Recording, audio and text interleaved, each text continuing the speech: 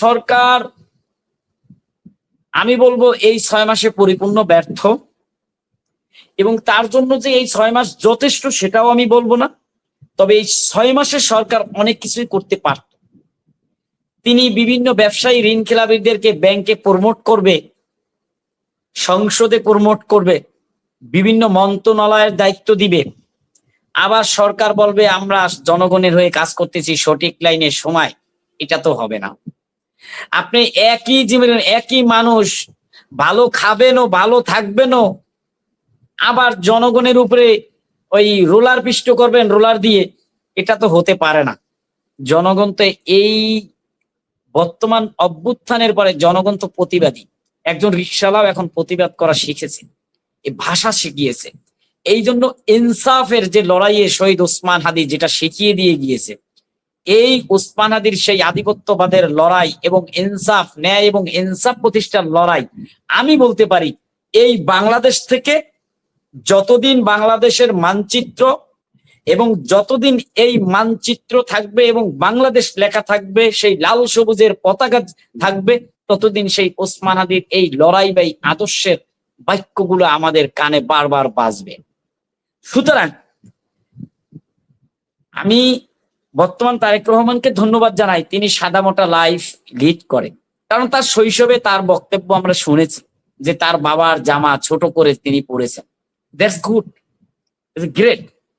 আমি নিঃসন্দেহে বলি বাংলাদেশের বর্তমান পরিস্থিতিতে যদি বলে যে তার থেকে কি যোগ্য প্রধানমন্ত্রী হওয়ার মতো নাই, ডেফিনেটলি আছে, ভালোভাবেই আছে। কিন্তু বিএনপি দলের মধ্যে যদি বলি, অবশ্যই তারেক রহমান পড়বার যোগ্য।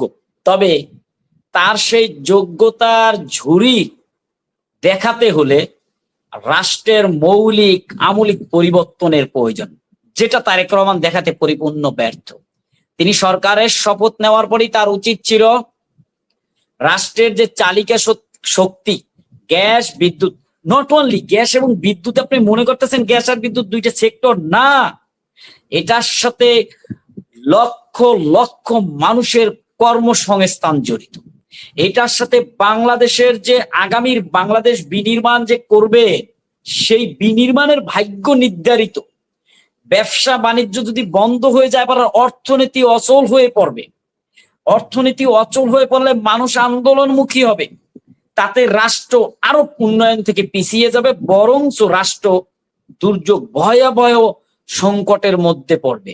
সেই সংকট মোকাবিলা করার মতো আমার মনে হয় বর্তমান বাংলাদেশের কোনো সরকারের নেই। কারণ জনগণকে রুখে দেওয়ার মতো বাংলাদেশের কোনো সরকার নেই। শেখ হাসিনা পারেনি, স্বৈরাচার এরশাদ পারেনি, এবং কোন সরকারই পারবেন না।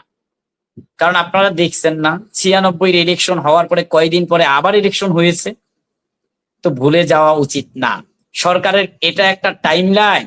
সরকারের এই মাননীয় প্রধানমন্ত্রী রাষ্ট্রের সরকার তারেক রহমানের উচিত যে 96-তে কেমন কাণ্ড হয়েছিল। জনতা, আমি সাধারণত রাজনৈতিক করি, একটি ভিন্ন রাজনৈতিক করি বিদায় যে আমি ভিন্ন মত পোষণ করব আর সরকার ফেলে দিতে চাই তা না। জনতা যখন চাইবে, আমরা যখন জনতার হয়ে কথা বলবো, জনতা যদি চেয়ে ফেলে, তাহলে সরকারে থাকা সম্ভব না। আমরা ফেলতে চাই না, কিন্তু জনতা ফেলতে চাইলে আমাদের তো কর ধরে রাখার অপশন নাই। সুতরাং সেই জনবান্ধব যে সিদ্ধান্তগুলো নিতে হবে, গ্যাস এবং বিদ্যুতের স্থায়ী সমাধান করতে হবে।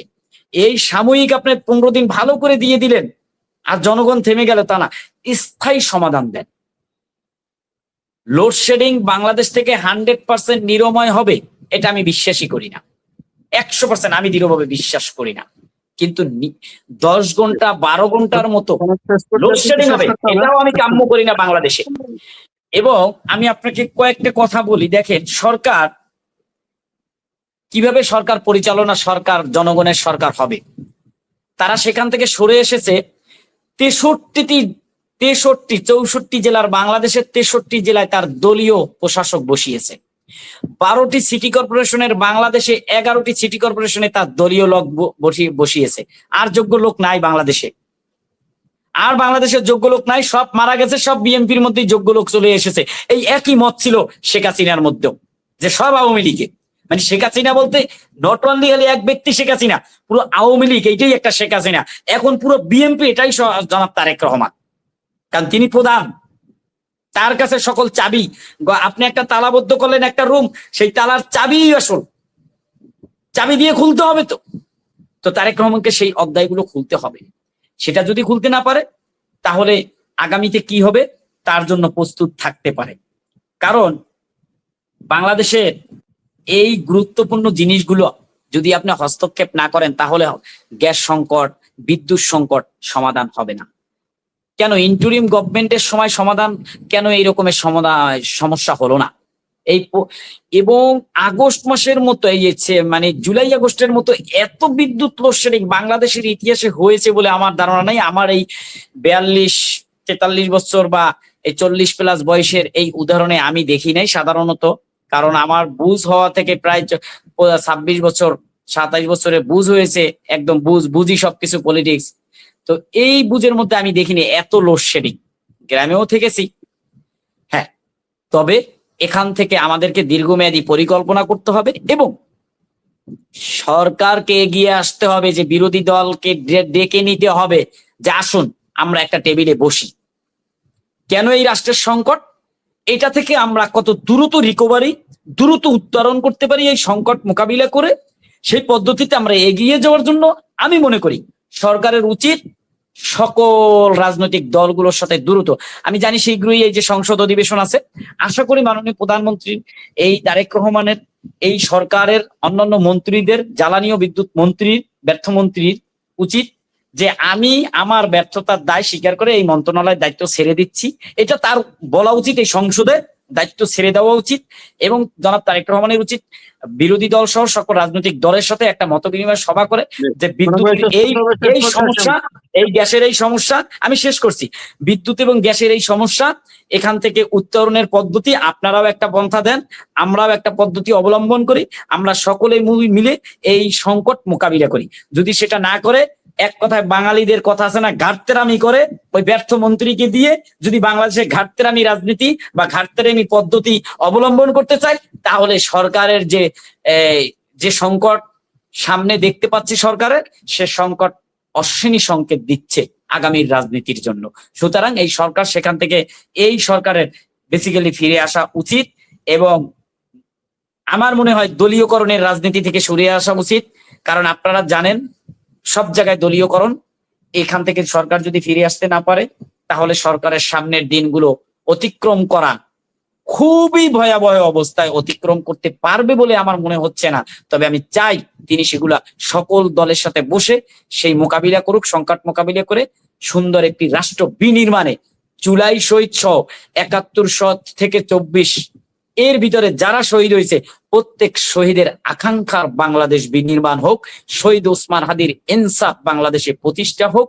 এবং আমি চাই আগামী রাষ্ট্র বিনির্মাণে প্রত্যেকটি রাজনৈতিক দল সকল মত পার্থক্য ভুলে একটি সুন্দর রাষ্ট্র নির্মাণ করে নেক্সট জেনারেশনকে এমন একটি রাষ্ট্র উপহার দেব, আর হানাহানি, গুম, খুন, হত্যা, মামলা এই সকল যাতে আর না থাকে এই রাষ্ট্র, সেই রকমের একটি আকাঙ্ক্ষার রাষ্ট্র আমাদেরকে উপহার দেব, এটা আমি প্রত্যাশা করি। সুতরাং এই সরকারকে বলবো যদি সেটা দিতে ব্যর্থ হয় তাহলে হতে পারে এই 5 বছরের সময় 5 বছর অতিক্রম করতে নাও পারে, আর হয়তো বা 5 বছর পরে তিনি তার ক্ষমতাচ্যুত হতে পারে, অথবা জনগণের রায়ে তিনি ক্ষমতার প্রত্যাখ্যান হতে পারে, জনগণের রায়ে অন্য কেউ সরকার গঠন করতে পারে। সেখানে যদি জাতীয় নাগরিক পার্টি এনসিপি সমর্থন জোগাড় করতে পারে হবে, যদি অন্য কোনো দল সমর্থন জোগাড় করতে পারে জনরায় হবে। কিন্তু বিএনপি সরকার জনরায় নেওয়ার জন্য যে কার্যক্রম, সে কার্যক্রম হাতে নিচ্ছে না এখন পর্যন্ত। নিতে হলে জুলাই সনদের এইবার অধিবেশনেই প্রথম তাদের উচিত জুলাই সনদের ধারা প্রত্যেকটা পর্বে এবং জুলাই সনদ কোনটা বাস্তবায়ন শুরু করবে প্রথম থেকে, এইটা সকল রাজনৈতিক দলের সাথে বসে চূড়ান্ত করুক, তাহলেই আগামী রাষ্ট্র বিনির্মাণ করা সম্ভব। আর না হলে বিএনপির রাষ্ট্রে পরিণত হবে, এই শেখ হাসিনার মতো আওয়ামী লীগের রাষ্ট্রে যেভাবে পরিণত হয়েছে, এটাও বিএনপির রাষ্ট্রে পরিণত হবে, এটা জনগণের রাষ্ট্রে পরিণত হবে না, এটা নিশ্চিত করে বলতে পারি। সুতরাং আমরা চাই না এটা বিএনপির রাষ্ট্র হোক, এটা আমরা চাই গোটা বাংলাদেশের সকল মানুষের রাষ্ট্রে পরিণত হোক। ধন্যবাদ মনির ভাই আপনাকে। ধন্যবাদ।